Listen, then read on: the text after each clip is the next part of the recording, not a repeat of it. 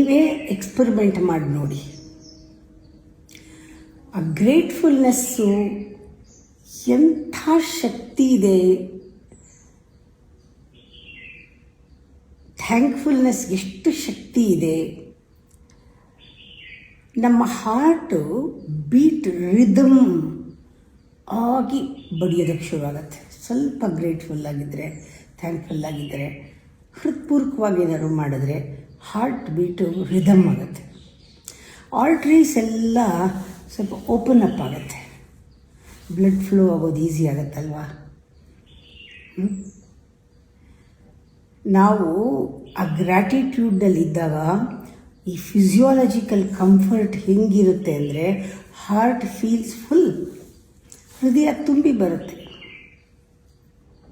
ಆ energy feel ಆಗುತ್ತೆ ಹಾರ್ಟಲ್ಲಿ, ಇಡೀ ಬಾಡಿನಲ್ಲಿ. ಇದು ಬೇರೆ ಲೆವೆಲ್ ಆಫ್ ಕಾನ್ಷಿಯಸ್ನೆಸ್, ಇದು ಡಿಫರೆಂಟ್ ಪ್ಲೇನ್ ಆಫ್ ಅವೇರ್ನೆಸ್.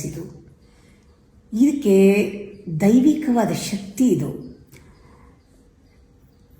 ಅದು ಹೇಗೆ ಹಾರ್ಕೊಂಡು ಹೋಗೋ ಹಾಗೆ ಬ್ರೈನ್ಗೆ ಹೋಗಿ ತಲುಪತ್ತೇನೋ ಅನ್ನೋ ಹಾಗೆ ಫೀಲ್ ಆಗುತ್ತೆ. Brain it begins to coordinate with the heart.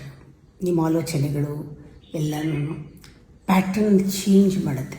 You can see the pattern in the brain. Alpha activity ಜಾಸ್ತಿ ಆಗುತ್ತೆ, ಮೈಂಡು ಟ್ರ್ಯಾಂಕ್ವಿಲ್ ಆಗುತ್ತೆ, ನಿಮ್ಮಲ್ಲಿ ಆ ಸ್ಟೇಟ್ ಆಫ್ ಇಮ್ಯಾಜಿನೇಷನ್ ಎಲ್ಲ ಜಾಸ್ತಿ ಆಗುತ್ತೆ, ಒಂದು ಕವಿತ್ವ ಬರುತ್ತೆ, ಏನೋ ಖುಷಿ ಆಗುತ್ತೆ. ಒಂದೇ ಒಂದು ಆ ಭಾವನೆ ಬರಬೇಕು, ಗ್ರ್ಯಾಟಿಟ್ಯೂಡ್. ಇದು ಎಲ್ಲಿಂದ ಹುಟ್ಟೋದು? ಆ ಕಾಮ, ಪ್ರೇಮ ಸೆಲ್ಫ್ಲೆಸ್ ಆಗಿ ಅಲ್ಲಿಂದ ಹುಟ್ಟಬೇಕು ಗ್ರ್ಯಾಟಿಟ್ಯೂಡ್.